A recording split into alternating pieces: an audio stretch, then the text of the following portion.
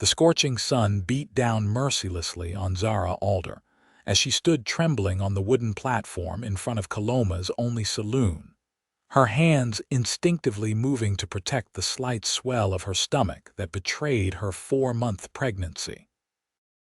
California in 1851 was unforgiving to a woman alone, especially one carrying a child and drowning in her late husband's debts. $500, a gruff voice called from the crowd gathered before her. Zara flinched. The man who'd made the bid was Silas Ramsey, owner of the largest brothel in Coloma.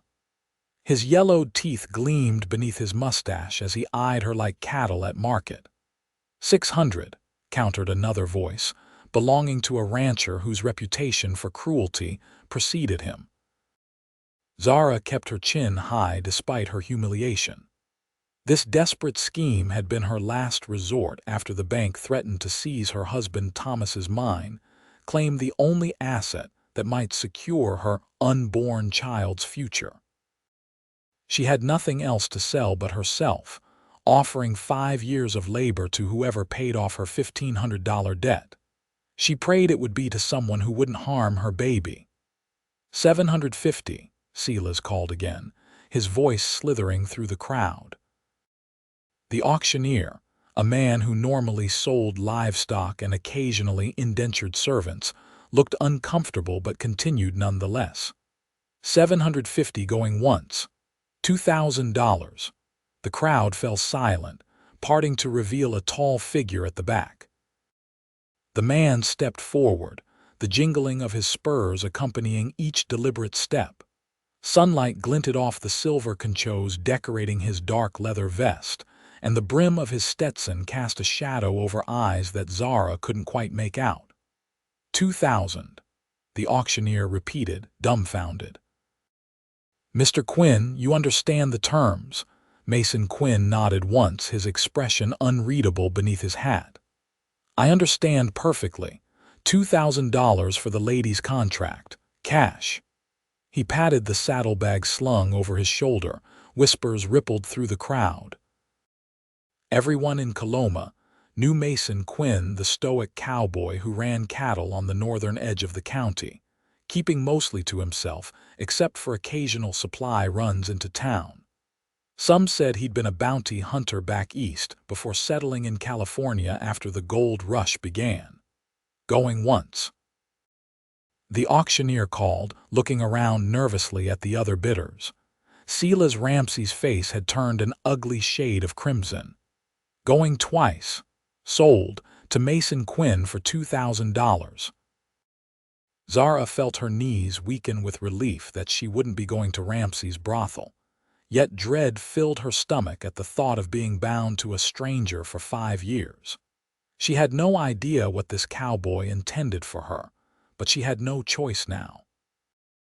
Mason approached the platform, removing his hat to reveal dark brown hair that curled slightly at his collar. His face was weathered by sun and wind, a thin scar running along his jawline, but his eyes a startling blue that reminded Zara of the mountain lakes held no malice. The paperwork and payment will be handled at the bank, the auctioneer announced, clearly eager to conclude this unusual transaction. Mason nodded again, then looked up at Zara. Madam, he said simply, extending a hand to help her down from the platform. His palm was calloused but his grip gentle as she stepped carefully down, conscious of her condition.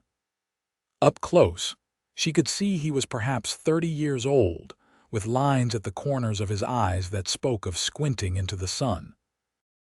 Thank you, she whispered, though for what exactly she wasn't certain. The crowd dispersed, some disappointed at being outbid, others simply returning to their business. Mason kept his hand lightly at her elbow, guiding her toward the bank at the end of Coloma's dusty Main Street. Mr. Quinn, she began hesitantly, I want you to know that I'll work hard to repay your investment. I can cook, clean, mend.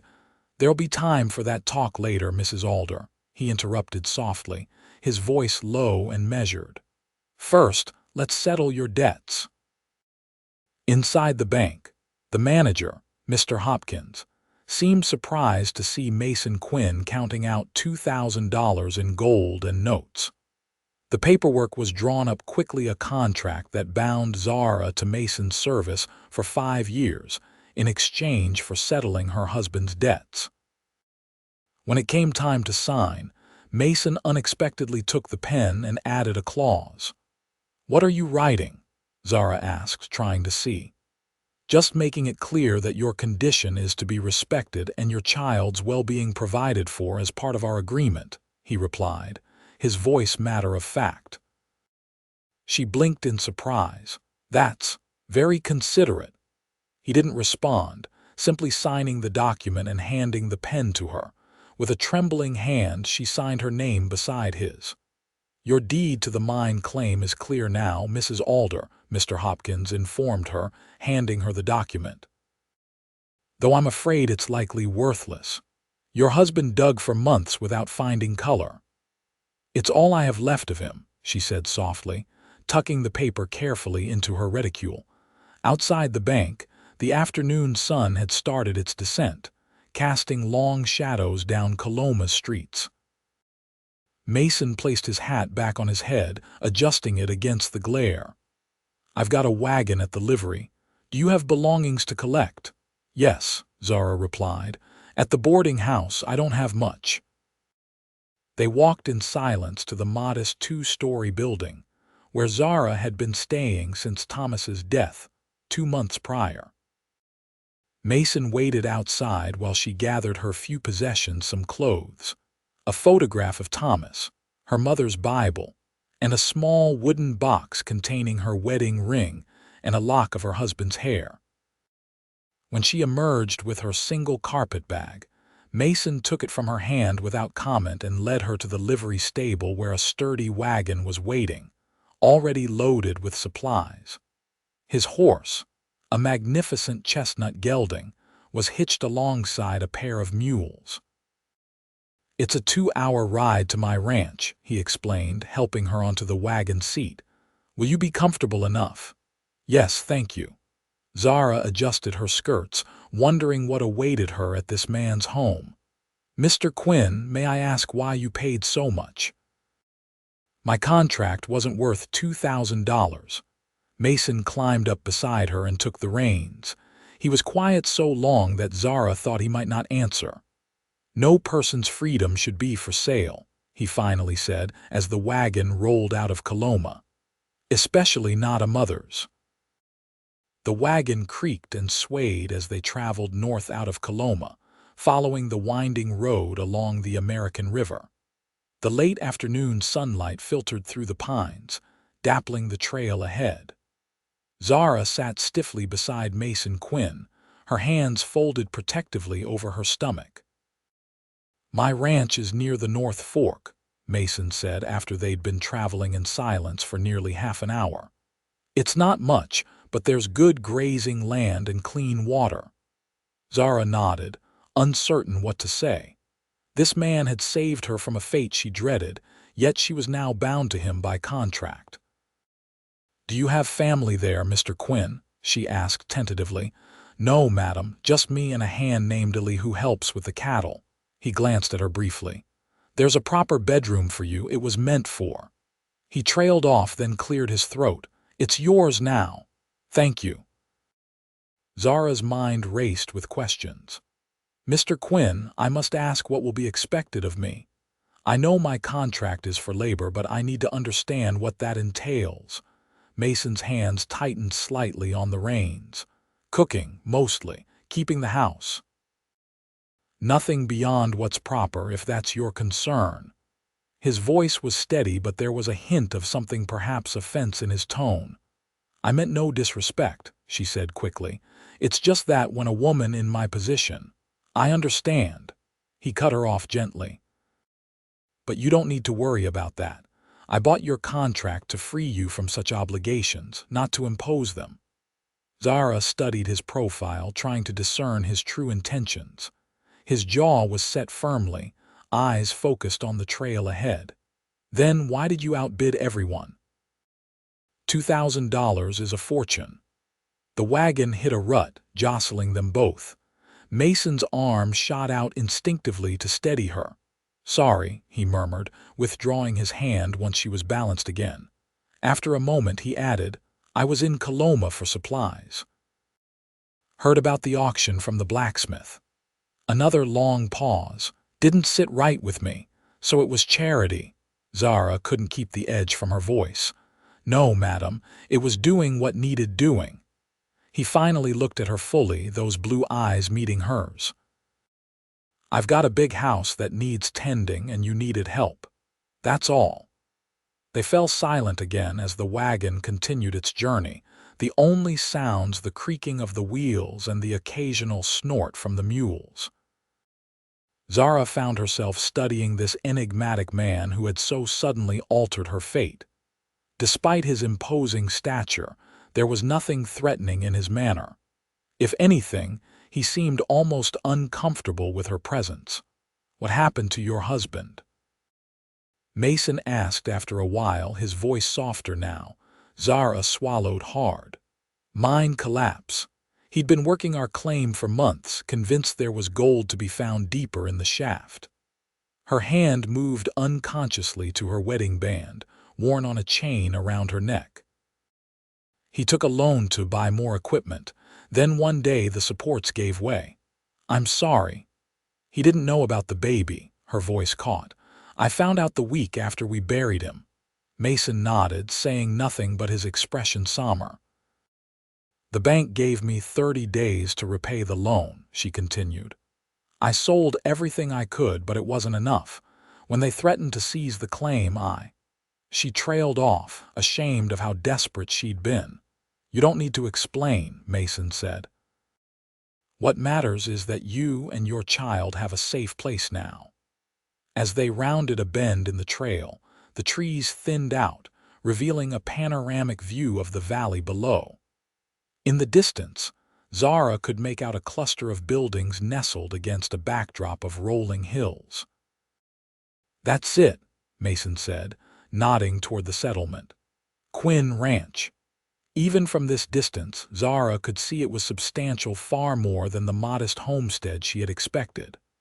A 2-story house stood at the center, with a barn, corral, and several outbuildings arranged nearby. Cattle dotted the surrounding pastures, and a creek glinted in the late afternoon sun as it cut through the property. "It's beautiful," she breathed, momentarily forgetting her circumstances. A ghost of a smile crossed Mason's face. "It's home." As they drew closer, Zara observed more details. The house was built of solid timber, with a wide porch wrapping around the front. Smoke curled from the chimney, suggesting someone was already there. Several horses grazed in a paddock near the barn, and chickens scattered as the wagon approached. A tall, lanky man emerged from the barn, raising a hand in greeting. He appeared to be in his 50s, with a weathered face beneath a shock of gray hair. "That's Ali," Mason explained. "Been with me since I started this place 5 years ago." He drew the wagon to a halt in front of the house, setting the brake before climbing down. Zara waited as he came around to her side, offering his hand to help her descend. "Welcome to Quinn Ranch, Mrs. Alder," he said formally as her feet touched the ground. Ali approached, removing his hat respectfully. "Afternoon, boss, madam." His curious gaze moved between them. "Ali, this is Mrs. Zara Alder. She'll be staying with us, looking after the house." Mason's tone was matter-of-fact, offering no further explanation. If Ali was surprised, he didn't show it. "Pleased to meet you, madam. Been a while since we had a woman's touch around here." "Thank you, Mr. Ali. I'm grateful for the welcome." Zara managed a small smile, though her nerves were frayed from the day's events. "Just Ali is fine, madam. Everyone around here keeps it simple." Mason grabbed her carpet bag from the wagon. "I'll show Mrs. Alder to her room. Can you see to the team?" "Sure thing, boss." Ali tipped his hat to Zara once more before leading the mules and wagon toward the barn. Mason guided her up the porch steps to the front door. "It's not fancy," he warned as he pushed it open, "but it's solid." Zara stepped inside and was immediately struck by the unexpected spaciousness of the house. The main room served as both parlor and dining area, with a large stone fireplace along one wall. The furniture was simple but well-crafted: a long table with chairs, a settee and armchair by the fire, and bookshelves built into the walls, surprisingly full of volumes. What was most striking, however, was the pristine orderliness of it all.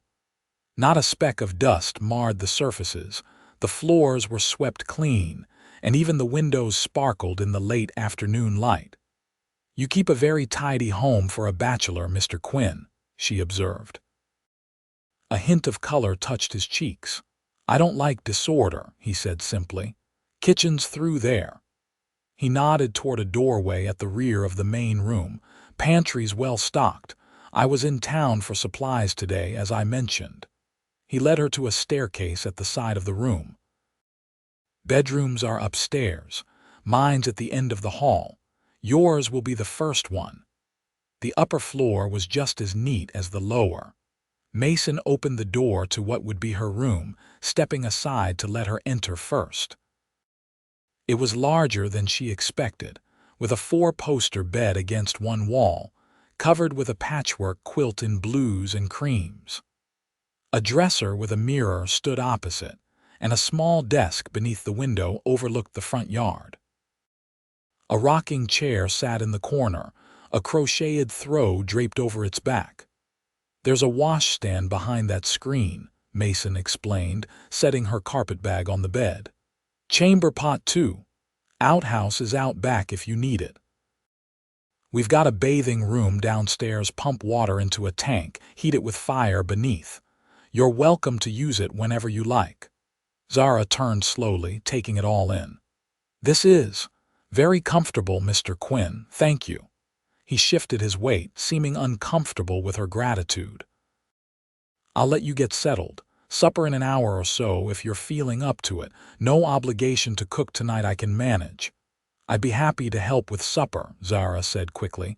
"It's the least I can do," Mason nodded. "As you wish." He turned to leave but paused at the door. "Mrs. Alder, I want you to understand something. That contract, it's just paper. You're not a prisoner here. If at any time you want to leave, you can. I won't hold you to it." Before she could respond, he was gone, his footsteps retreating down the hall. Zara sank onto the edge of the bed, the events of the day finally catching up with her. Tears spilled down her cheeks, tears of relief, confusion, and lingering fear. She placed both hands on her stomach, feeling the slight roundness that would soon become more pronounced. "It's all right, little one," she whispered to her unborn child. "We're safe for now." She allowed herself 5 minutes of quiet crying before straightening her shoulders and wiping her face. Whatever Mason Quinn's true motives were, she was determined to earn her keep. She unpacked her few belongings, changed into a clean dress, and made her way downstairs to prepare supper for her new employer. The kitchen, like the rest of the house, was surprisingly well appointed. A large cast iron stove dominated one wall, already lit and radiating warmth. Shelves lined with preserves, flour, sugar, and other staples occupied another. A sink with a hand pump provided fresh water, and a work table in the center offered ample space for preparation. Zara found a pantry stocked with potatoes, onions, dried beans, and other essentials. In a small cold room off the kitchen, she discovered fresh eggs, milk, butter, and a side of bacon. Whoever had been maintaining this household clearly knew how to provide well. She set to work preparing a simple but hearty meal: fried potatoes with onions, thick cut bacon, and cornbread. As she worked, she heard the front door open and close, followed by Mason's voice conversing quietly with Illy. The domestic normalcy of it all was jarring after the trauma of standing on that auction block only hours before. By the time she called the men to supper, the sky outside had darkened to deep purple. Mason and Ali washed up at the pump outside before entering the kitchen, both looking somewhat awkward at having a woman serving them. "Smells mighty fine, Mrs. Alder," Ali said appreciatively as he took a seat at the kitchen table. "Indeed it does," Mason agreed, remaining standing until Zara had seated herself. They ate mostly in silence, though Zara noticed both men seemed to savor every bite. She wondered how long it had been since they'd had a properly cooked meal. "Where do you sleep, Ali?" she asked, trying to understand the household arrangement. "Got a room off the barn," he replied. "Suits me fine. Can keep an ear out for the animals." After the meal, Ali thanked her profusely and excused himself to check on the livestock before turning in. Mason insisted on helping her clear the dishes. "That was the best meal this kitchen's seen in a long time," he said as he pumped water for her to wash the plates. "Thank you." "You're welcome. Though I'm curious who kept this house so tidy before me. It's immaculate." Mason's hand stilled on the pump handle. "I did," he answered simply. Zara couldn't hide her surprise. But most men I know can barely sweep a floor, let alone maintain a home like this." A shadow crossed his face. "I wasn't always a rancher and I like things in order." He changed the subject abruptly. "How are you feeling, the baby?" "We're both well, thank you." She rested a hand on her stomach. "The sickness has passed, thankfully." Mason nodded, seemingly relieved. "If you need anything special, foods, rest, a doctor, you'll tell me." "I will." Zara studied him curiously. "You seem to know something about expectant mothers." "I had sisters," he said shortly, then added, "I'll bring in more water for the morning before I turn in." "Is there anything else you need tonight?" Sensing he didn't wish to elaborate, Zara shook her head. "No, thank you. You've been more than generous." After Mason brought in the water and bid her good night, Zara finished tidying the kitchen and retreated to her room. The bed was surprisingly comfortable, the sheets smelling of sunshine and lavender. As exhaustion overtook her, her last thoughts were of the enigmatic cowboy who had outbid everyone at that degrading auction, only to set her free the moment they reached his home. Whatever his reasons, Mason Quinn was not the man she'd expected. And as she drifted off to sleep, she realized that for the first time since Thomas died, she felt something akin to hope. Zara awoke at dawn, momentarily disoriented by the unfamiliar room. The memory of yesterday's events came rushing back the auction block, the bids called out like she was livestock, and the taciturn cowboy who had brought her to this place. She placed a protective hand over her stomach, finding comfort in the subtle swell that held her child. Outside her window, she could hear movement, the low murmur of men's voices, the nickering of horses, the clucking of chickens. Ranch life started early. She dressed quickly in one of her 2 remaining day dresses, noticing how the fabric strained slightly at her midsection. Soon she would need to let out the seams to accommodate her growing child. Downstairs, the main room was empty, but the kitchen showed signs of early activity. The stove was lit, coffee brewed, and 2 mugs sat washed and drying by the sink. Mason and Ali had already eaten and started their day's work. Zara found bread, preserved fruit, and fresh eggs. She made herself a simple breakfast, all the while cataloging what needed to be done. Though the house was remarkably clean, there were areas that needed a woman's attention: curtains that could use washing, furniture that needed polishing, floors that could benefit from a more thorough scrubbing.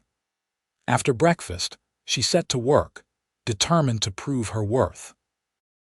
By mid-morning, she had cleaned the main room from top to bottom, beaten the rugs, and started a batch of bread dough rising. The physical labor felt good after months of worry and grief. Here, at least, she could see the immediate results of her efforts. She was hanging freshly laundered curtains when Mason entered, removing his hat as he stepped through the door. He paused, taking in the transformed room. "You didn't need to work so hard on your first day," he said, though his eyes reflected appreciation. "I wanted to," Zara replied, climbing down from the chair she'd been standing on. "It feels good to be useful." Mason nodded, seemingly understanding. "I came to check if you needed anything from the cellar. There's preserved meat down there, apples from last fall, potatoes. I'd appreciate that. I was planning stew for dinner if that suits you, more than suits me." A ghost of a smile touched his lips. "Haven't had proper stew since." He trailed off, that shadow crossing his face again. "Since?" Zara prompted gently. Mason shook his head slightly. "It's been a while is all." He crossed to a door near the kitchen that Zara hadn't noticed before. "Cellar's this way, if you want to see what we've got." She followed him down a set of narrow stairs into a cool, dark space. Mason lit a lantern hanging on a hook, illuminating a surprisingly large room dug into the earth beneath the house. Shelves lined the walls, filled with jars of preserved fruits and vegetables. Smoked meats hung from hooks in the ceiling, and barrels of apples, potatoes, and other root vegetables were stacked in the corners. "This is impressive," Zara said, genuinely amazed at the bounty. "Did you put all this up yourself?" "Some of it. Trade with neighbors for the rest." Mason gestured to the shelves. "Help yourself to whatever you need. I'll bring up a basket of potatoes and some of that salted beef there." As he gathered the items, Zara noticed a small section of the cellar partitioned off by a curtain. Behind it, she glimpsed what looked like crates and trunks. Seeing her gaze, Mason said quietly, "Storage. Just old things." Something in his tone discouraged further questions. He handed her a jar of preserved tomatoes and led the way back upstairs, carrying a basket laden with provisions. In the kitchen, he set down his burden and cleared his throat. "Mrs. Alder, there's something I've been meaning to ask. Your contract, the one I bought, mentioned a mine claim." Zara's hand went instinctively to her reticule, which she kept tied at her waist. "Yes, it's all I have left of Thomas. The bank manager said it's worthless, but I couldn't bear to let it go." Mason's expression was unreadable. "Where is it located?" "North of Coloma, along a tributary of the American River. Thomas called it Redemption Creek." She hesitated, then withdrew the deed from her reticule, unfolding it carefully. "It's all here, the survey marks, the claim boundaries. Thomas was meticulous about documentation." Mason studied the document, his brow furrowed in concentration. "I know this area," he said finally. "It's not far from the north edge of my property." "The bank tried to tell Thomas it was played out," Zara explained, "but he was convinced there was a vein deeper in. That's why he took the loan to buy equipment for deeper digging." "May I keep this for a day or two?" Mason asked, holding up the deed. "I'd like to look it over more carefully." Zara hesitated. It was her last tangible connection to Thomas, beyond the child she carried. "Why?" she asked cautiously. "Just curious," he replied too quickly. Seeing her skepticism, he added, "Mrs. Alder, I promise I have no intention of taking your claim. I'd just like to understand its location better, especially if it borders my land." After a moment's consideration, she nodded. "All right. But please be careful with it. You have my word." He folded the document carefully and tucked it into his shirt pocket. "I should get back to work. Illy and I are moving cattle to the north pasture today. Will you be back for dinner?" "Yes, madam, around sunset." He hesitated at the door. "If you need anything, I'll be fine," she assured him. "This isn't my first time managing a household." He nodded and departed, leaving Zara to wonder about his interest in Thomas's failed mine. Throughout the day, as she worked around the house, Zara found herself puzzling over Mason Quinn. He was unlike any man she'd met before, meticulously neat, quietly considerate, yet wrapped in a silence that seemed impenetrable. What had brought him to this remote ranch? Why did he live alone except for Ellie? And most perplexing of all, why had he spent $2,000 to free a pregnant widow he didn't know? By late afternoon, the house was spotless. Bread was baking in the oven, and a pot of stew simmered on the stove, filling the air with savory aromas. Zara permitted herself a moment of rest, settling into the rocking chair on the front porch with a cup of tea. From this vantage point, she could see much of the ranch, the sprawling pastures, the sturdy barn, the corral where several horses dozed in the late afternoon sun. In the distance, she caught sight of two riders moving slowly behind a small herd of cattle. Even from here, she could distinguish Mason's broad-shouldered figure from Ellie's lankier form. They worked with a practiced efficiency that spoke of years together. As she watched, her hand drifted to her stomach. What kind of life could she provide for her child now? The mine claim was likely worthless, as everyone had told Thomas. Without Mason's intervention, she would have been bound to Sela's Ramsey or another bidder, her child born into servitude or worse. Now, at least, she had safe harbor for 5 years, long enough to see her child walking and talking, to save whatever wages Mason might pay her, to plan for a future beyond her indenture. Mason had said she could leave any time, that the contract wouldn't bind her. But where would she go? How would she support herself and an infant?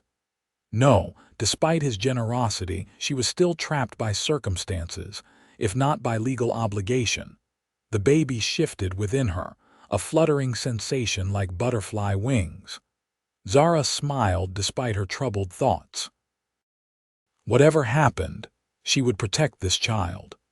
It was all she had left of the life she'd planned with Thomas. As the sun dipped toward the horizon, she returned inside to finish preparing dinner.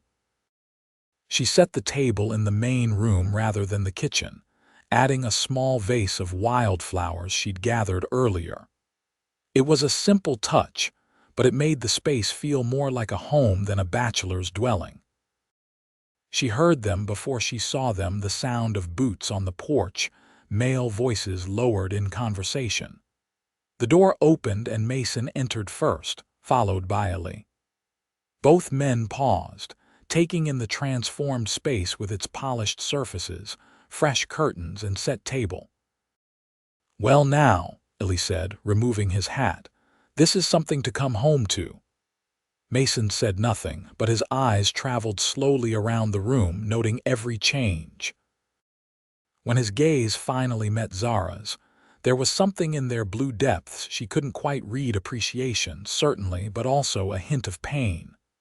"Wash up," she instructed them, falling easily into the role of household manager. "Dinner's ready when you are." The men obeyed, heading to the pump outside to clean away the day's dust and sweat. When they returned, they took their seats at the table with a ceremony that suggested this was unfamiliar territory.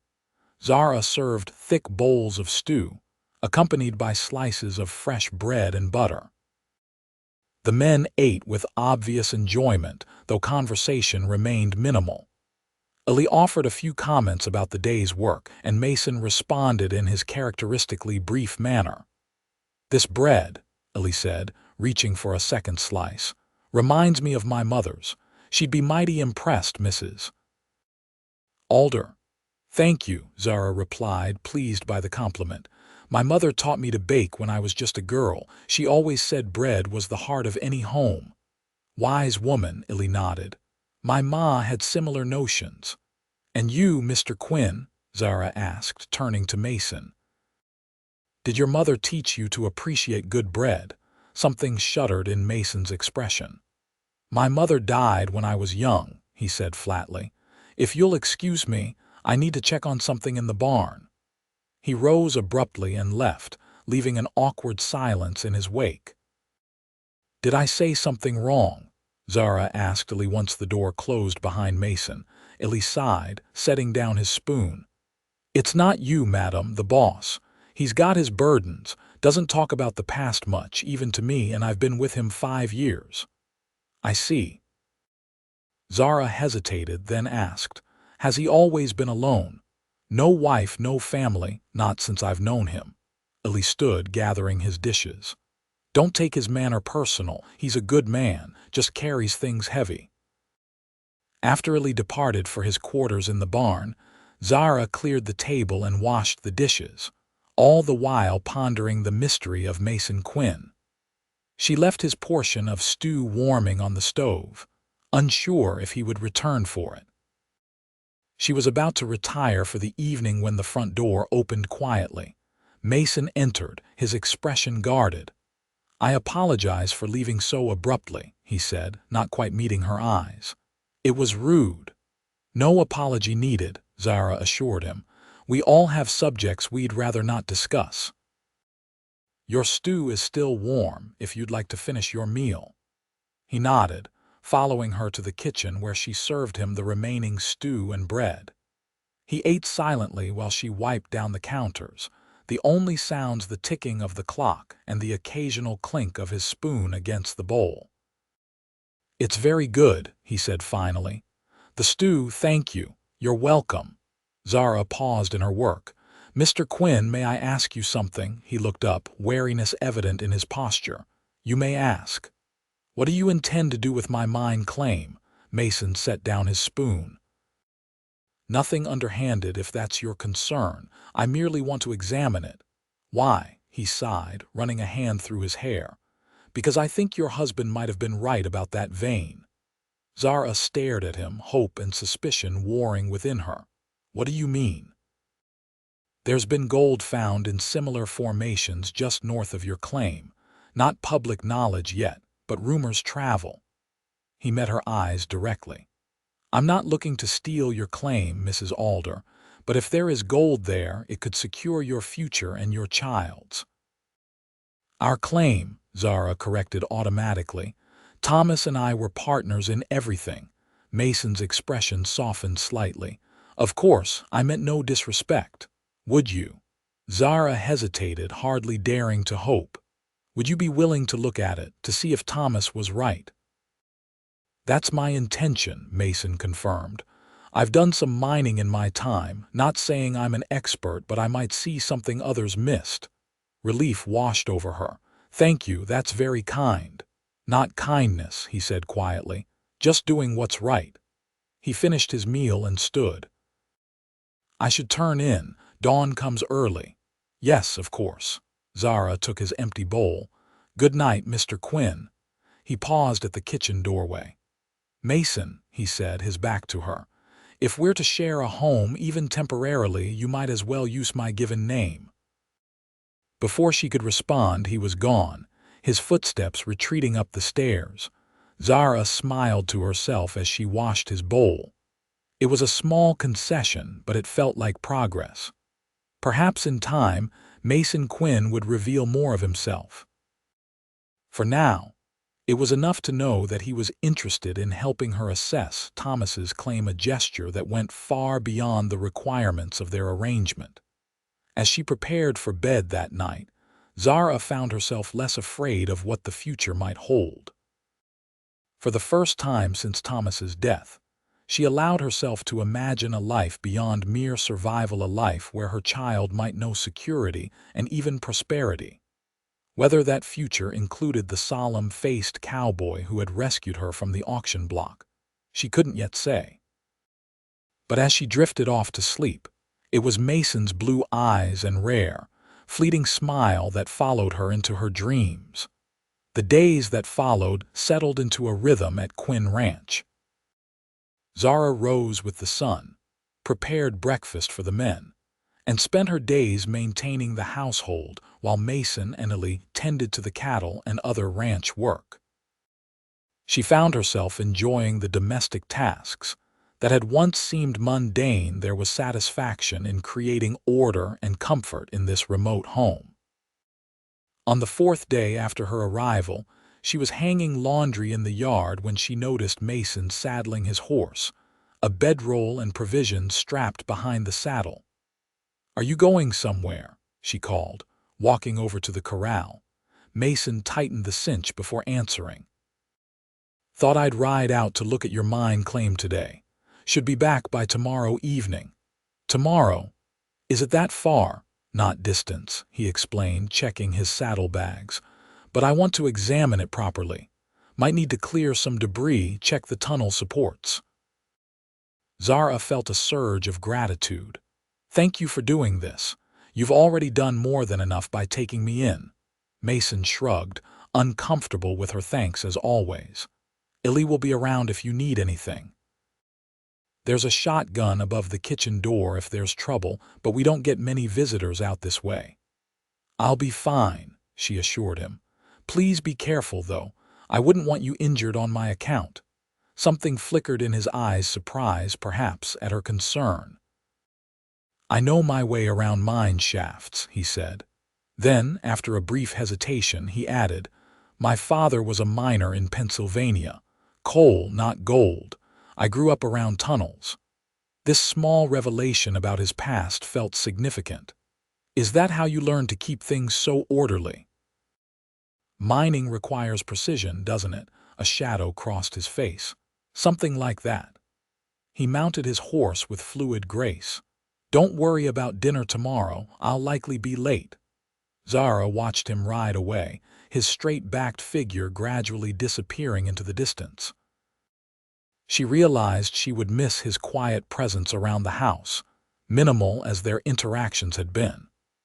There was something reassuring about knowing he was nearby. That evening, she and Illy ate together, the older man more talkative in Mason's absence. "Boss doesn't say much," Illy remarked as they shared a meal of chicken and dumplings, "but he's the most fair-minded man I've ever worked for. Pays on time, never raises his voice, works harder than anyone." "How did you come to work for him?" Zara asked, curious about their history. Illy chuckled, stroking his gray-streaked beard. "Found me in a sorry state in a Sacramento saloon 5 years back. I'd lost everything in a card game, even my horse. Was drowning my sorrows when this quiet fella sits down next to me, buys me a whiskey and offers me a job." He shook his head at the memory. "Didn't know him from Adam, but something told me to trust him. Best decision I ever made." "He seems to have a habit of rescuing people," Zara observed. "Reckon so, though he'd hate to hear it put that way." Illy pushed his empty plate away. "Truth is, I think he's as alone as those he helps. Man needs connection, even if he won't admit it." Zara considered this. "Has he ever spoken of family? He mentioned his mother died young and his father was a miner." "That's more than he's told me," Illy said, surprised. "Boss keeps his past locked up tight. Only thing I know for certain is he came west after the gold rush started, bought this land when most were still panning for color in the streams." "He's a puzzle," Zara admitted. "That he is, madam, but a good one." Illy stood, gathering his dishes. "I'd best check on the livestock before turning in. You need anything before I go?" "No, thank you, Illy. I'll see you at breakfast." Alone in the house that night, Zara found herself thinking of Mason, wondering where he was sleeping, whether he'd found anything of value in Thomas's mine. She tried to imagine him as a boy in Pennsylvania, the son of a coal miner. What had shaped him into the solitary man he was now? The next day dragged on endlessly. Zara busied herself with cleaning, mending, and baking, but her thoughts kept returning to Mason. By late afternoon, she found herself glancing frequently out the window, watching the trail for signs of his return. Darkness fell, and still there was no sign of him. She prepared a simple supper for herself and Illy, setting aside a portion for Mason that could be easily reheated. "Don't you worry," Illy reassured her, noting her frequent glances toward the door. "Boss knows how to take care of himself, probably just being thorough at that mine." "Of course," Zara agreed, though anxiety gnawed at her. What if there had been another collapse? What if Mason was trapped as Thomas had been after he left for his quarters? Zara tried to distract herself with a book from Mason's surprisingly extensive library. The hours ticked by, and eventually she dozed off in the armchair by the fire. She awoke with a start to the sound of the front door opening. Mason stood in the doorway, covered in dust, his expression unreadable in the dim firelight. "You're still up," he observed, removing his hat. Zara rose quickly, smoothing her skirts. "I must have fallen asleep waiting." "Are you all right? You're later than expected." "I'm fine."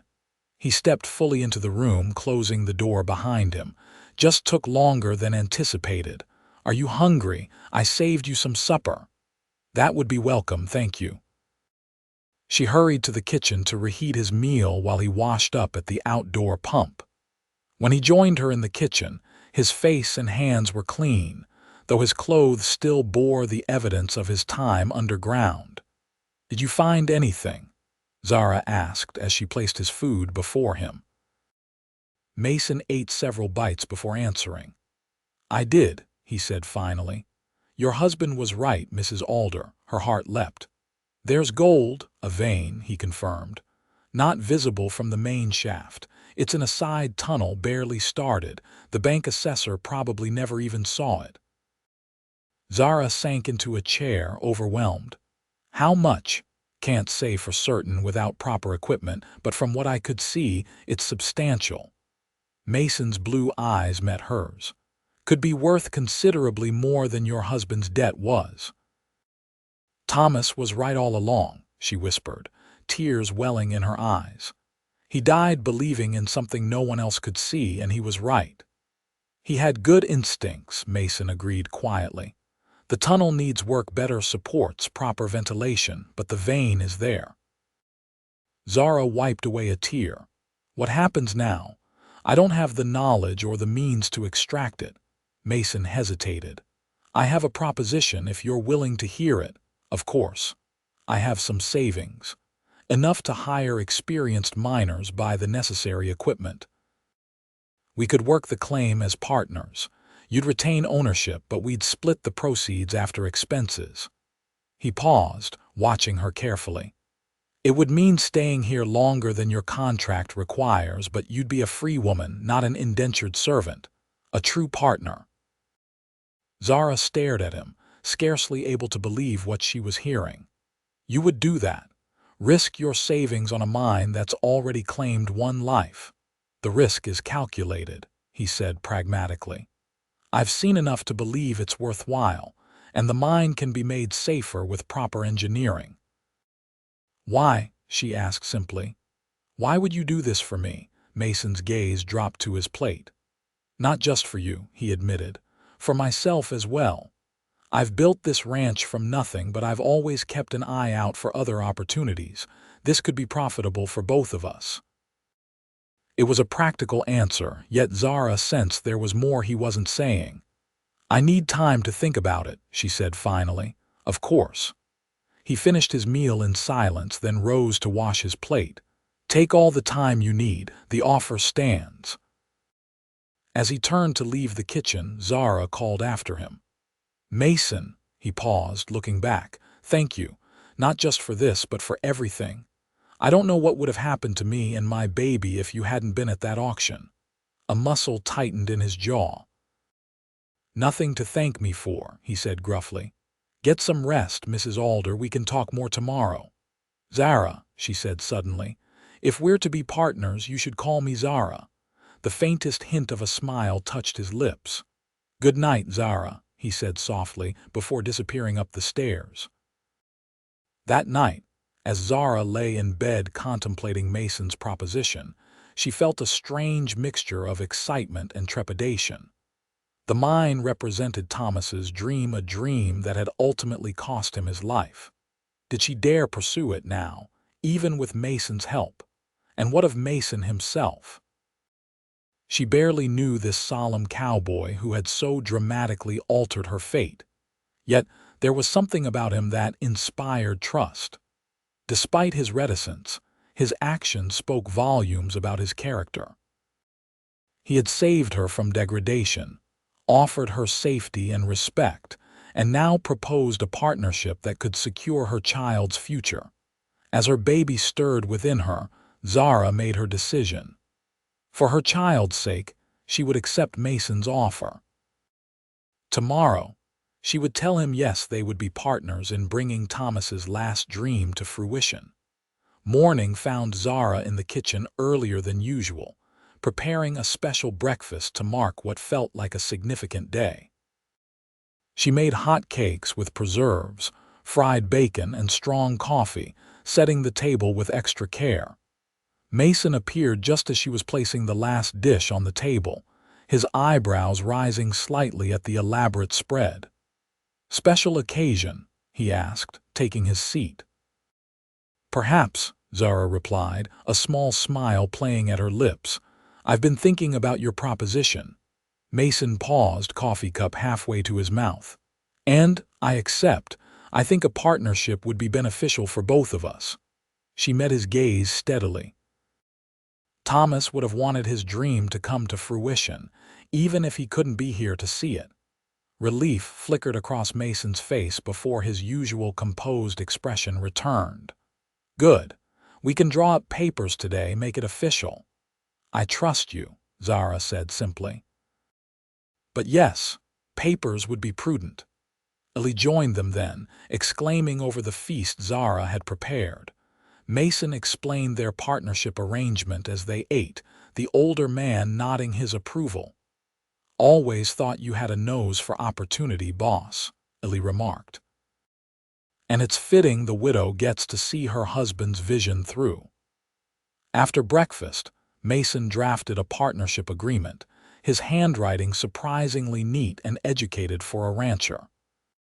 The terms were fair. Even generous Zara would retain ownership of the claim, while Mason would provide the capital for equipment and labor. Profits would be split 60-40 in Zara's favor after expenses were recouped.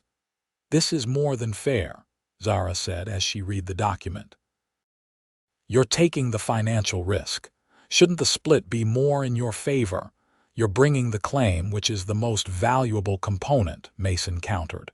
"And your husband found the vein. This honors his contribution." They signed the agreement, Ellie witnessing their signatures. As Mason folded the document and handed a copy to Zara, their fingers brushed briefly.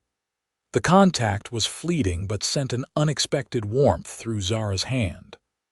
"I'll ride into Coloma tomorrow," Mason said, seemingly unaffected by the moment. "Need to arrange for equipment and hire some experienced miners. Might be gone a few days."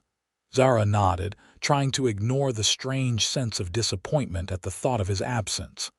"Of course. Ellie and I will manage things here." The next morning, Mason departed early for Coloma. Zara stood on the porch watching him ride away, his figure straight and confident in the saddle. She had given him Thomas's deed to show potential investors and suppliers, entrusting him with her last tangible connection to her late husband. The trust came more easily than she had expected. The days without Mason stretched longer than Zara had anticipated. She kept busy with household tasks and began preparing a small vegetable garden beside the house, but she found herself missing his quiet presence. Even their limited conversations had become a part of her daily routine that she now keenly felt the absence of. Ellie provided company during meals and occasionally in the evenings, regaling her with stories of his adventures before joining Mason's ranch. He was a natural storyteller, and Zara enjoyed his colorful tales of life in the West before the gold rush transformed California. "You seem to have known many places," she observed one evening as they sat on the porch after supper. "What kept you moving so much?" Ellie chuckled, stroking his beard. "Restlessness, mostly. Never could settle anywhere for long, till I met the boss, that is." "What changed? Found something worth staying for, I suppose." Ellie gazed out at the darkening landscape. "Mason gave me more than a job, gave me purpose, respect. Man needs those things more than gold. He seems to have a gift for seeing what people truly need, Zara reflected, thinking of her own situation. That he does, Illy agreed. Though he's blind to his own needs, if you ask me. And what do you think those are? Zara asked, curious. Illy gave her a knowing look. Same as any man's, I reckon. Connection, family, someone to share his burdens with. He stood, stretching his aging back. But that's not for me to say. Night's coming on and these old bones need rest. Good night, Mrs. Alder. Good night, Illy, Zara replied, remaining on the porch as the old cowhen made his way toward the barn. She sat there long after darkness had fallen, contemplating Illy's words. Did Mason truly need connection and family, as Illy suggested? He had built this beautiful, orderly home, yet he lived in it almost like a visitor, touching nothing, changing nothing, leaving no personal mark beyond his books. It was on the 5th day of Mason's absence that Zara discovered something unexpected. She had decided to give his bedroom a thorough cleaning, reasoning that he wouldn't mind since he kept the rest of the house so immaculate. The room was Spartan bed, dresser, washstand, desk with few personal items beyond necessities. As she dusted the desk, she noticed a drawer slightly ajar. Hesitating only briefly, she pulled it open, telling herself she was merely organizing, not prying. Inside was a small leather-bound book, its cover worn from handling. Zara knew she should close the drawer, but curiosity overcame her propriety. She opened the book to find it was a journal, filled with Mason's neat handwriting. She didn't read the entries that would be too great an invasion of privacy, but as she moved to return it to the drawer, a folded paper slipped from between the pages. Unfolding it, she found herself looking at a pencil sketch of a woman holding an infant. The drawing was skillfully rendered, capturing a tender moment between mother and child. At the bottom of the page was a single word: Elizabeth. Zara carefully refolded the sketch and returned it to the journal, placing everything back exactly as she had found it. But the image stayed with her, raising questions she had no right to ask. Who was Elizabeth? A wife, a sister, and whose baby was in the drawing? She finished cleaning the room, her mind whirling with possibilities. Mason Quinn was an ever-deepening mystery, and despite her best intentions, Zara found herself increasingly drawn to unraveling it. The sun was setting on the 6th day when Zara heard the sound of approaching horses, more than one. She stepped onto the porch to see Mason returning, accompanied by 3 other riders. Behind them came a wagon loaded with equipment, driven by a 4th man. Mason dismounted and approached the house while the others continued to the barn. "Hope you don't mind company," he said by way of greeting. "Hired 4 miners to help with the claim. They'll bunk in the barn with Illy." "Of course not," Zara replied, surprised at how her heart had quickened at the sight of him. "Did everything go well in Coloma? Better than expected." He removed his hat, revealing hair dampened with sweat from the day's ride. "Found investors willing to provide additional capital. Word's already spreading about new gold finds in this area." "That's wonderful news," Zara said sincerely. "I've prepared supper. There should be enough for everyone if we stretch it." Mason's eyes softened. "I'm sure it will be more than adequate. I'll introduce you to the men once they've settled their horses." The miners proved to be a diverse group, an older Cornishman named Davies who had worked mines in England before coming to America. 2 brothers, James and William Porter, who had experience from the early days of the gold rush, and a soft-spoken Mexican named Miguel who specialized in tunnel construction and safety. They were respectful in Zara's presence, removing hats and minding their language as they devoured the stew and bread she served. Mason explained their partnership arrangement, making it clear that Zara was co-owner of the mine and deserved equal respect. Mrs. Alder's late husband discovered the vein, he told them. We're carrying on his work. The men nodded their understanding, and Zara felt a surge of gratitude for Mason's public acknowledgement of her position. She was not merely the housekeeper here, but a partner in a potentially profitable venture.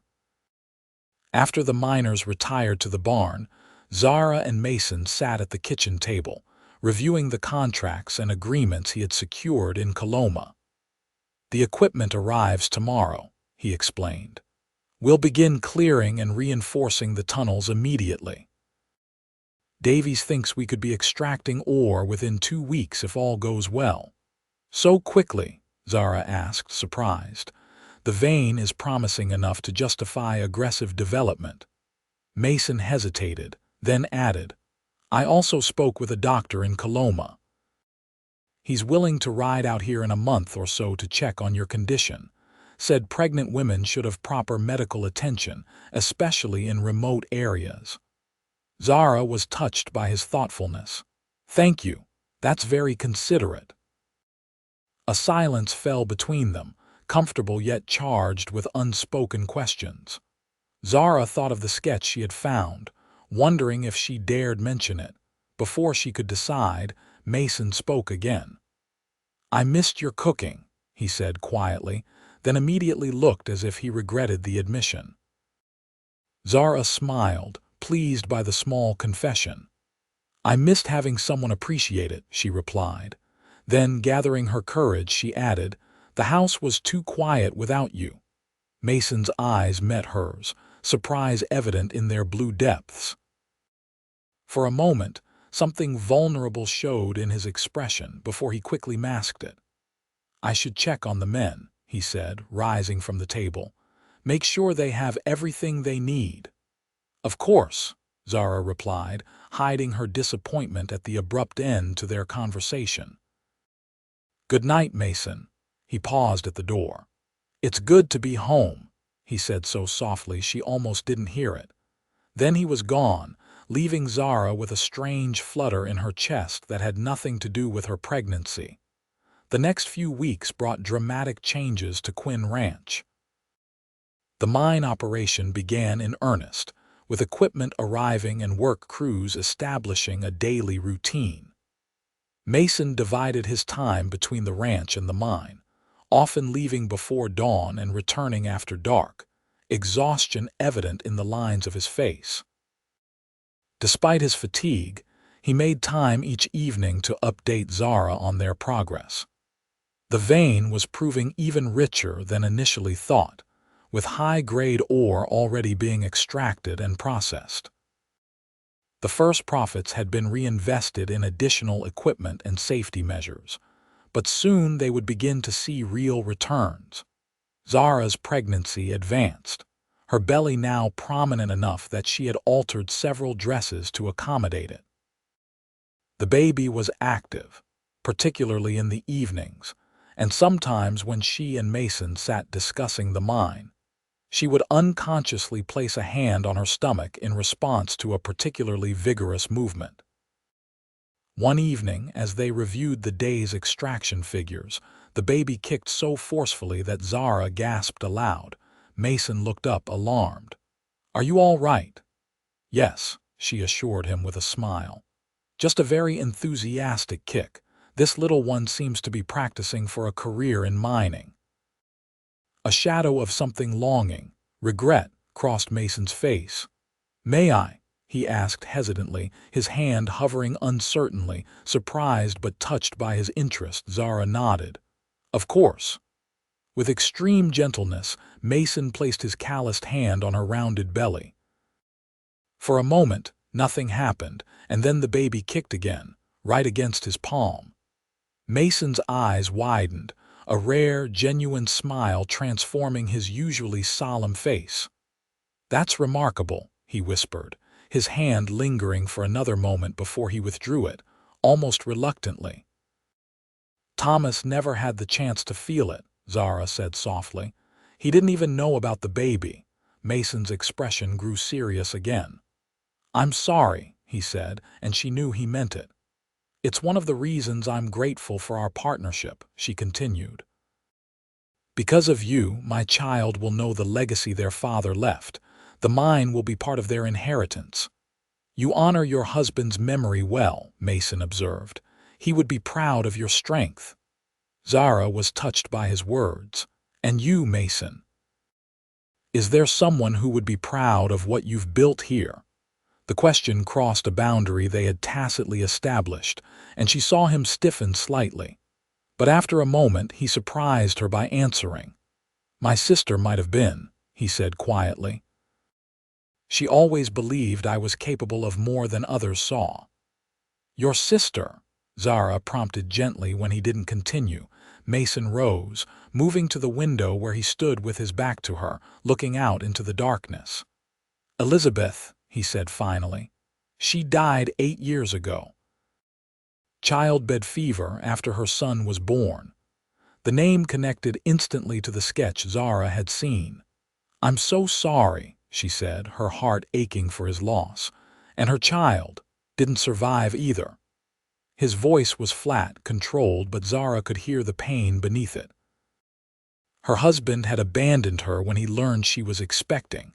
I was away, working a silver mine in Nevada. By the time I received word and returned home, they were both gone." Zara rose and moved to stand beside him at the window. "That's why you were at the auction," she realized aloud. "Why you paid so much to free me." Mason turned to face her, his expression raw with emotion he usually kept hidden. "I couldn't save Elizabeth," he said simply, "but I could save you."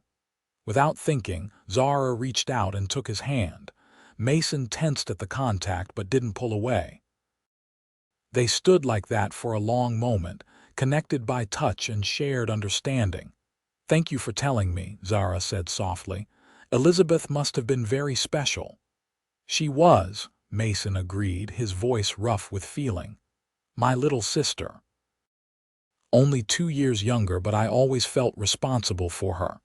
He hesitated, then added, "You remind me of her sometimes. The same courage, the same determination to protect your child." The comparison touched Zara deeply. "I would have liked to know her," she said sincerely. Mason squeezed her hand once before releasing it. "It's late. You should rest." Though the moment had ended, something fundamental had shifted between them. Mason had shared a piece of his closely guarded past, allowing Zara a glimpse of the man behind the solemn exterior.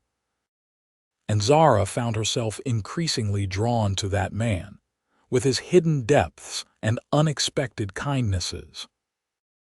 As she lay in bed that night, feeling her baby move within her, Zara acknowledged a truth she had been avoiding. She was developing feelings for Mason Quinn, feelings that went beyond gratitude or friendship. The realization both thrilled and frightened her. She had not expected to care for another man so soon after Thomas's death, had not thought her heart capable of it. And what of Mason? Did he see her only as a surrogate for the sister he couldn't save? Or could there be something more developing between them? These questions followed Zara into uneasy dreams, where Thomas and Mason's faces blurred together, and a sketch of a woman holding a baby transformed into her own reflection. As autumn painted the surrounding hills with gold and crimson, the mine continued to exceed all expectations. By mid-October, Mason announced they had recovered his initial investment and were now generating pure profit. Zara's 60% share was already substantial enough to ensure financial security for herself and her child for years to come. "We should celebrate," Mason suggested after sharing the latest figures. "A proper dinner, perhaps. We could invite the miners, too." Zara was surprised and pleased by the suggestion. Mason rarely proposed social gatherings. "I think that's a wonderful idea," she agreed. "I could prepare something special." "No," Mason said firmly. "You're 7 months along now. You shouldn't be on your feet cooking for a crowd." He hesitated, then added, I thought perhaps we might ride into Coloma. There's a new hotel with a dining room that's supposed to be quite good." Coloma. Zara's heart quickened at the thought of returning to the town where she had stood on that auction block. "I don't know if I'm ready for that," understanding dawned in Mason's eyes. "Of course. I didn't think. We could go to Sacramento instead. It's a longer journey, but we could stay overnight." The idea of traveling to Sacramento with Mason, staying in a hotel, dining in a restaurant, it felt remarkably like something a courting couple might do. The thought brought color to Zara's cheeks. "Sacramento would be lovely," she said, trying to keep her voice casual. "When would we go?" "This weekend. I can heavily oversee things here for a couple of days." And so it was arranged. On Saturday morning, Mason helped Zara into his best wagon, which he had lined with blankets and cushions for her comfort. The journey would take most of the day, but the weather was perfect, crisp and clear, with enough warmth in the sun to make traveling pleasant. Zara wore her best dress, which she had cleverly altered to accommodate her pregnancy, and a bonnet that framed her face attractively. Mason, too, had made an effort with his appearance, wearing a clean white shirt beneath his vest and a new black coat that emphasized the breadth of his shoulders. The journey passed pleasantly, with conversation flowing more easily than ever before. Mason pointed out landmarks and shared stories of his early days in California, while Zara told him about her childhood in Ohio and her journey west with Thomas following the gold rush. "What made you decide to ranch rather than mine when you came here?" she asked as they passed through a particularly beautiful valley. "Wanted something more permanent than gold fever," Mason replied. "Something I could build that would last. The land doesn't play out like a mine does." "Yet here you are, partnering in a mine," Zara observed with a smile. "Different circumstances," he acknowledged. "This is about securing a future, not chasing a dream." "Whose future?" Zara asked softly. "Mine or yours?" Mason glanced at her, his blue eyes uncharacteristically open. "Both, I hope." The simple statement carried weight that made Zara's heart flutter. They rode in comfortable silence for several miles after that, each contemplating the implications of his words. Sacramento was a bustling city compared to Coloma, with brick buildings, boardwalks, and gas-lit streets. Mason had reserved rooms at the finest hotels, separate rooms, of course, but adjacent to each other. After settling in and resting from their journey, they met for dinner in the hotel's elegant dining room. Zara had never dined in such luxurious surroundings. Crystal chandeliers hung from the ceiling, tables were covered with fine linen, and uniformed waiters attended to every need. Mason seemed perfectly at ease, ordering for both of them with confidence and selecting a glass of wine for himself and apple cider for Zara. "You navigate this world very naturally," she observed as they waited for their meal. "I wouldn't have expected it from a rancher." A hint of a smile touched Mason's lips.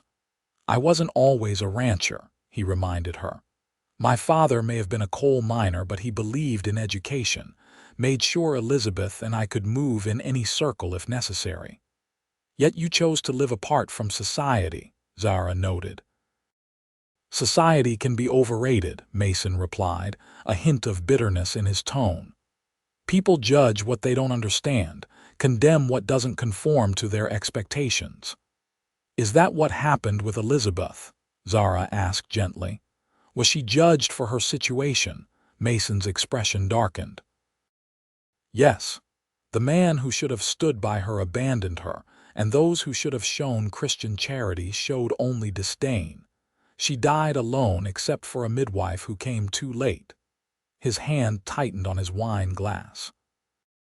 "I swore then I'd never again leave someone I cared about to face such judgment alone." The waiter arrived with their meal, breaking the tension of the moment.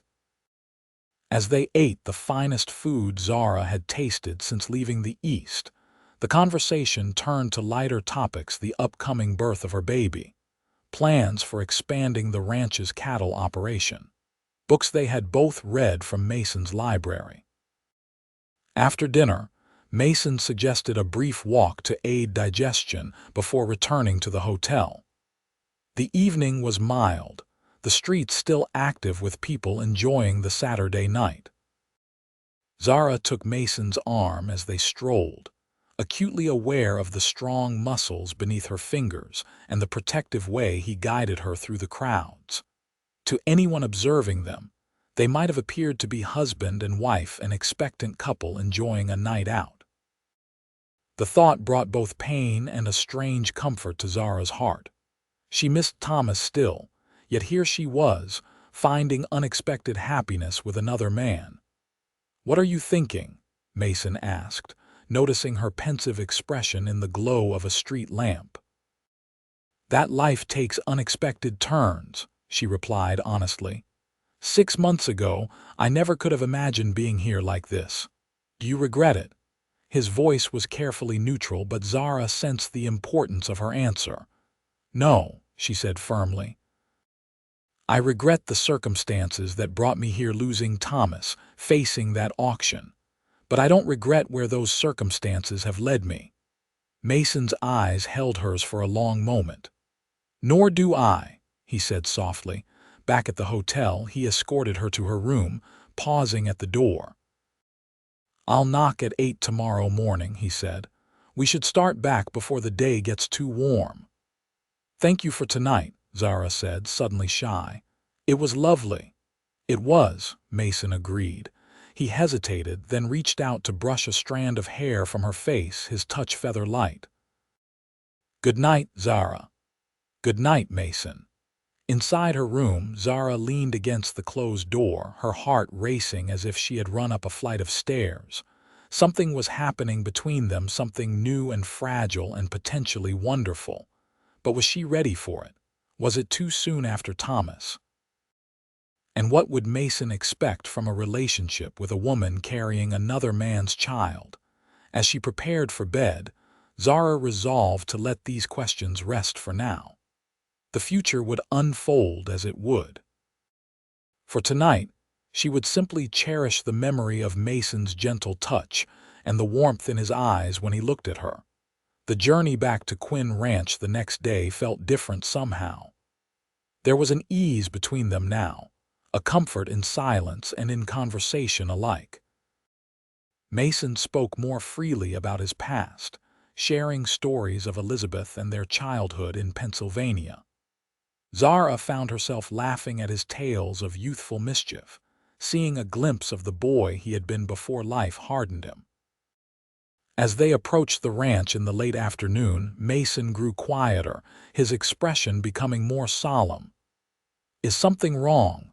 Zara asked, noticing the change. He shook his head slightly. "Just thinking about something Davies mentioned before we left. The support beams in the main tunnel need reinforcement. I'll need to see to it tomorrow." "Is it dangerous?" Zara couldn't help the note of worry in her voice. "Not if handled properly," Mason assured her. "Davies knows what he's doing. We're being extra cautious after what happened to your husband." The mention of Thomas brought a familiar pang, but it was less sharp than before. "Please be careful," she said simply. Mason's eyes met hers. "I will. I have good reasons to be." The subtle implication in his words warmed her heart. As they pulled up to the house, Ellie came out to greet them, helping Zara down from the wagon while Mason tended to the horses. "Had a good trip, did you?" the old cowhand asked with a knowing twinkle in his eye. "Very pleasant," Zara replied, refusing to be baited. "How were things here?" "Quiet as a church on Monday," Ellie reported. "Mine's producing well. Them Cornish fellows know their business." Inside, the house welcomed her with familiar comfort. Zara realized with some surprise that she now thought of it as home, not just a temporary shelter, but a place where she belonged. As she unpacked the small purchases she had made in Sacramento, a new nightgown, some baby clothes, a book of poetry, she found herself imagining a future here, raising her child in these rooms, perhaps with Mason as more than just a business partner. The thought should have alarmed her. It had been only 7 months since Thomas died, but instead, it felt right. Thomas would always hold a place in her heart, and her child would know of their father's courage and vision. But life moved forward, and Zara was beginning to believe she might find happiness again. The next morning, Mason left early for the mine. Zara busied herself with household tasks, trying not to worry about the tunnel reinforcement he had mentioned. By mid-afternoon, however, an unexpected commotion outside drew her attention. She hurried to the porch to see Miguel riding hard toward the house, his horse lathered with sweat. Behind him, 2 more riders supported a third man, between them a man whose head hung limp, blood staining his shirt. "Mrs. Alder," Miguel called, dismounting before his horse had fully stopped. "There's been an accident at the mine. Mr. Quinn is hurt." Zara's heart seized. "Mason, how badly?" A beam gave way.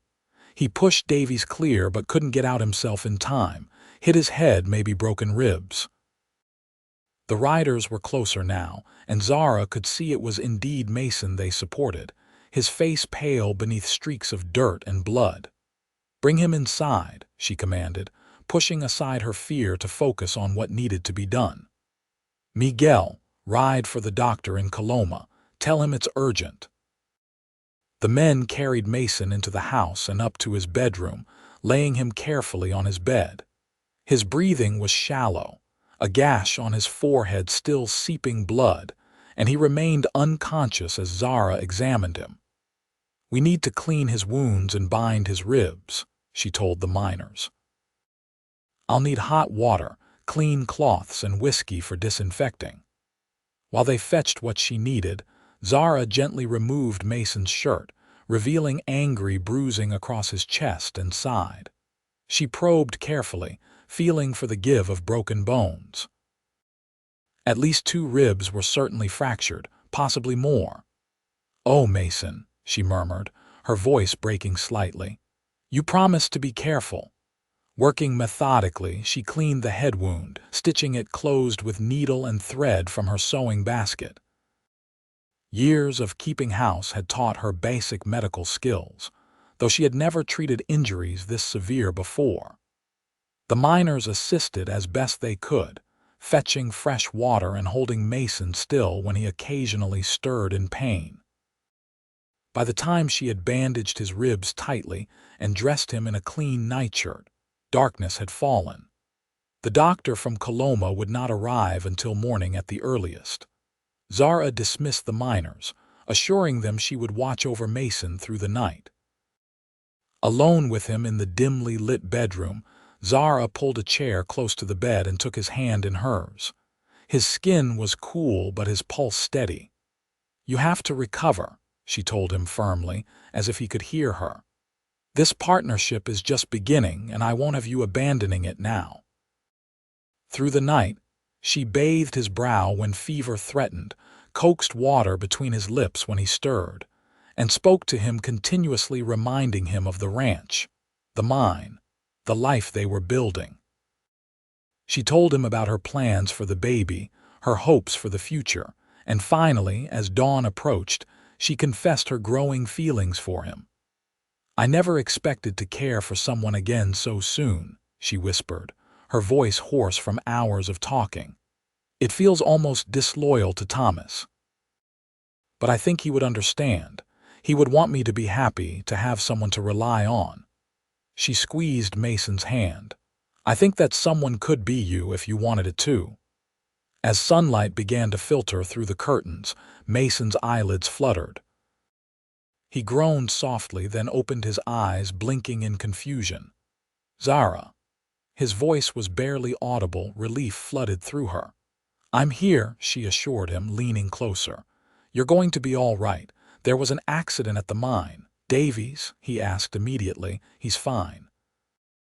You pushed him clear, the men said. Mason closed his eyes briefly. Whether from pain or relief, Zara couldn't tell. When he opened them again, his gaze was clearer. "You've been here all night," he observed, noting her rumpled dress and the dark circles under her eyes. "Of course I have," she replied simply. A ghost of a smile touched his lips. "Elizabeth always said I had a hard head." He winced as he tried to shift position. "Ribs hurt worse, though." "You have at least 2 broken ones," Zara informed him. "You'll need to rest, let them heal." "The doctor should be here soon." Mason's hand tightened around hers. "Did I dream it, or were you talking to me all night?" Heat rose in Zara's cheeks. "I was. They say it helps keep patients connected to the world." "What were you saying?" he pressed, his blue eyes intent despite his pain. "Something about Thomas and me." Zara's heart hammered in her chest. Had he heard her confession? "I said many things," she evaded. "You were unconscious for hours." Before Mason could pursue the question, they heard the sound of a horse approaching. "That must be the doctor," Zara said, both relieved and disappointed by the interruption. "I should go down to meet him." Mason didn't release her hand. "We'll continue this conversation later," he said, his tone making it clear he remembered more than he was letting on. The doctor confirmed Zara's assessment: 2 broken ribs, a concussion, but no internal bleeding or life-threatening injuries. "Keep him in bed for at least a week," he instructed Zara. "Limited movement for 2 weeks after that. The ribs will take 6 weeks or more to heal fully." After the doctor left, Ellie took charge of the ranch work, and Davies assumed responsibility for the mine operations.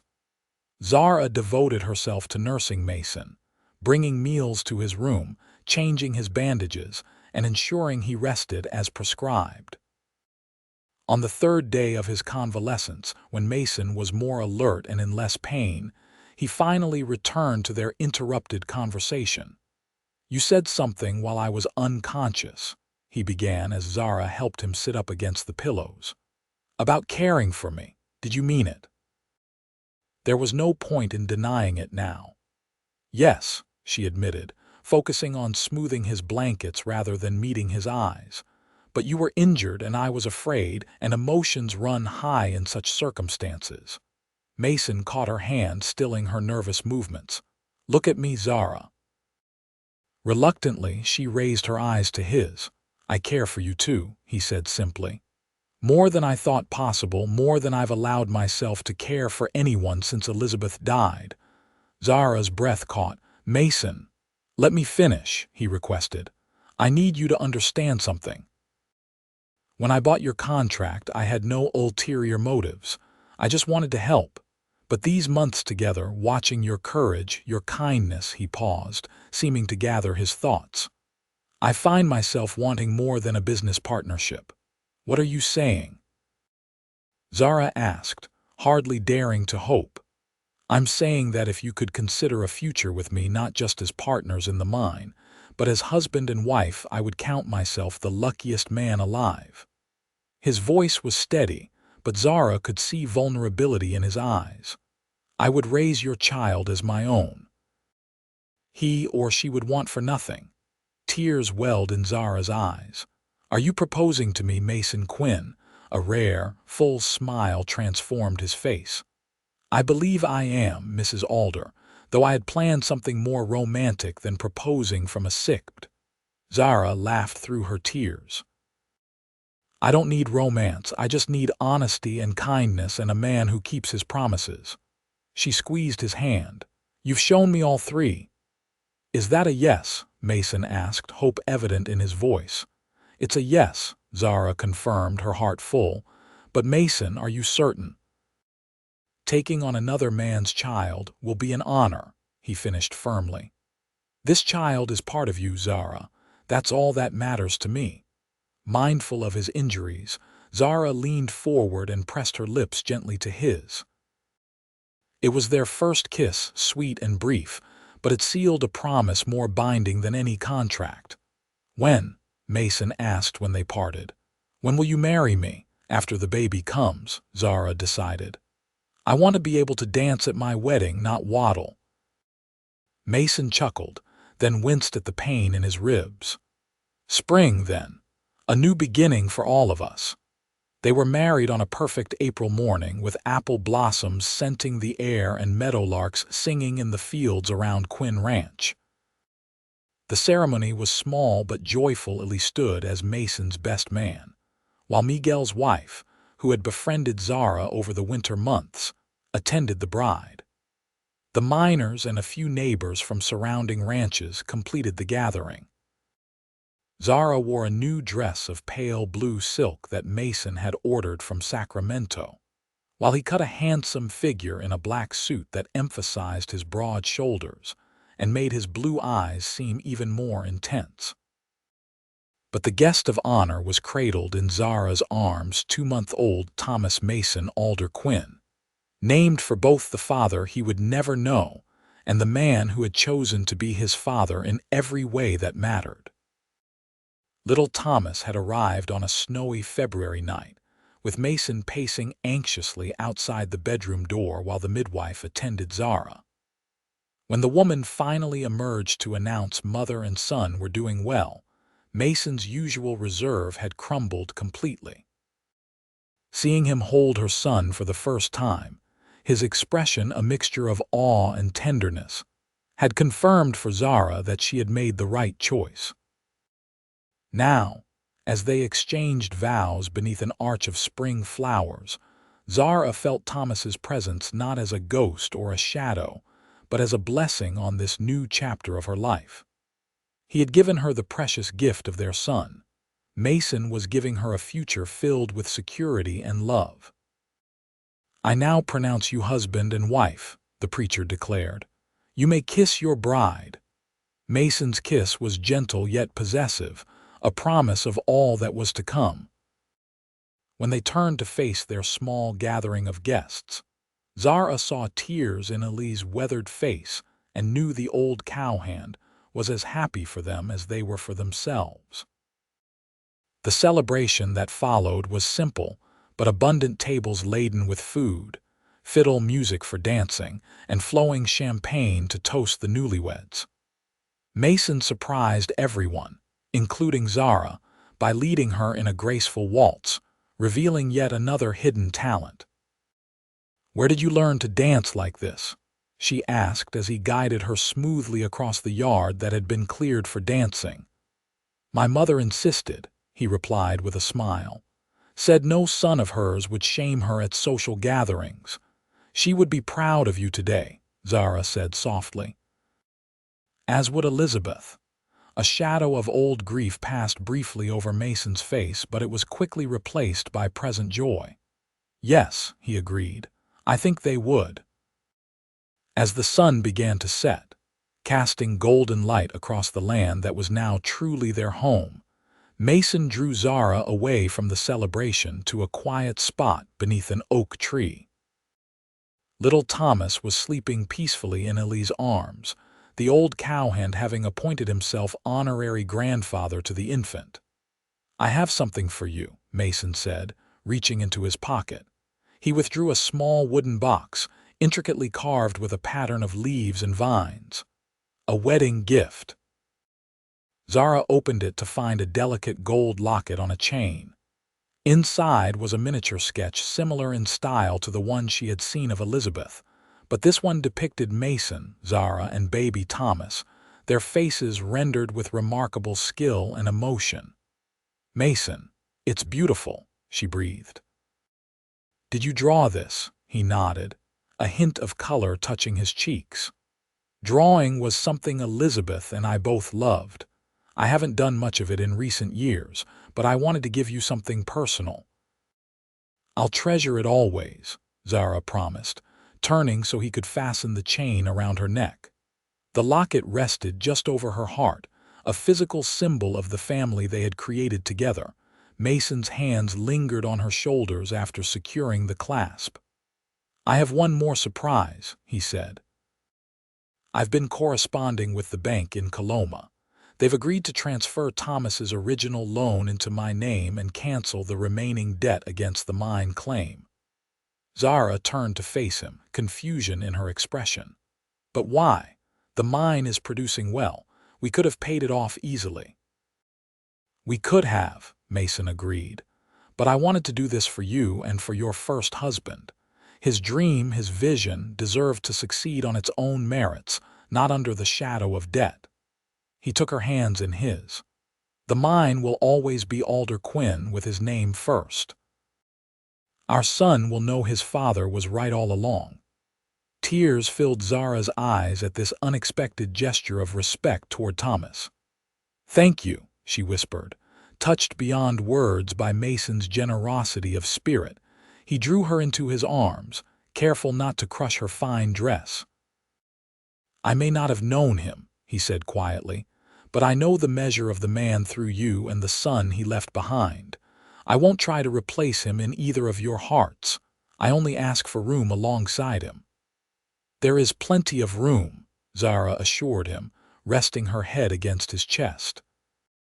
Love isn't divided when it's shared, it's multiplied. As twilight deepened around them, Zara thought about the journey that had brought her to this moment. From the desperation of that auction block to the security and happiness of Mason's arms, it was a path she could never have imagined. Yet somehow it felt right, as if all the pieces of a puzzle had finally aligned. Mrs. Quinn, Mason murmured against her hair, using her new name for the first time. We should return to our guests before they send a search party. Just a moment longer, Zara requested, savoring the quiet intimacy of their embrace. I want to remember this exactly as it is: the sunset, the oak tree, the feeling of perfect contentment. Mason tightened his arms around her. We'll have many such moments, he promised. A lifetime of them. And as they walked back to the celebration hand in hand, Zara believed him with her whole heart. The road ahead would have its challenges, as all lives do, but they would face them together, a family forged not by blood alone, but by choice and love and the courage to begin again. 10 years later, Quinn Ranch had grown into one of the most prosperous properties in the county. The main house had been expanded to accommodate a growing family. Thomas had been joined by a sister, Elizabeth, now 7, and twin brothers, James and William, aged 4. The Alder Quinn mine had produced enough gold to secure the family's fortune, before playing out 5 years after Zara and Mason's wedding, just as Mason had predicted it might. They had reinvested the profits wisely, expanding the ranch's cattle operations and purchasing additional land. On a warm summer evening, as the children played in the yard under Ellie's watchful eye, the old cowhand, now too arthritic for ranch work but perfect for storytelling and child-minding, Zara found Mason in his study, examining the ledgers, still working. She asked, coming to stand behind his chair and resting her hands on his shoulders. The sun set an hour ago. Mason closed the book and covered her hands with his. Just finishing up. The cattle sale in Sacramento exceeded expectations. Good news, then. Zara leaned down to kiss the top of his head, noting the strands of silver now mingling with the brown. 10 years had added character to his handsome face, laugh lines around his eyes, a more relaxed set to his mouth, but had done nothing to diminish his strength or vigor. Very good news, he confirmed, turning in his chair to pull her onto his lap. At 35, Zara remained as beautiful to him as she had been on their wedding day, perhaps more so for the shared years between them. From the yard came the sound of children's laughter. Thomas, now 10 and the image of his biological father based on the photographs Zara had kept, was teaching the twins to lasso a fence post. Elizabeth, thoughtful and artistic like her namesake, sat nearby sketching the scene. Did you ever imagine this? Zara asked, nodding toward the window. That day at the auction, did you ever think we would have all this? Mason considered the question seriously, as was his way. "No," he admitted. "I hope to give you and your unborn child safety, perhaps some happiness. But this," he gestured to encompass their home, their family, the life they had built together, "this has exceeded every hope I had." "Mine too," Zara agreed softly. "Sometimes I think Thomas must be looking down, pleased at how things turned out." Over the years, Thomas Alder had maintained a place in their home and hearts. His photograph sat alongside family portraits in the parlor. His son knew the story of his courage and vision. The mind that had claimed his life had ultimately secured his child's future, just as he had hoped. "I'm sure he is," Mason said, his voice sincere. He had never shown jealousy or resentment of Zara's first husband, a generosity of spirit that had only deepened her love for him. "We should call the children in," Zara said reluctantly, making no move to rise from Mason's lap. "It's nearly bedtime." "In a minute," Mason replied, his arms tightening around her waist. "I'm enjoying this moment too much to end it just yet." Zara rested her head against his shoulder, content in the quiet intimacy they had built over their years together. From desperate beginnings had come this abundance of happiness, a testament to second chances, to courage in the face of loss, to love's ability to heal and transform. Outside, Thomas called to his siblings, his young voice confident and strong. Inside, Mason and Zara held each other, grateful for the twist of fate that had brought them together that day in Coloma, when a cowboy had outbid everyone and set a pregnant widow free, never imagining he was securing his own happiness in the process. "I love you, Mason Quinn," Zara whispered, the words as fresh and true as the first time she had spoken them. "And I love you, Zara Quinn," he replied, kissing her with the same tenderness and passion that had carried them through 10 years of marriage. "Today, tomorrow, and all the days to come." In that moment, surrounded by the sounds of their children and the comfort of their home, they were complete, a family born not of conventional beginnings, but of compassion, courage, and the healing power of love.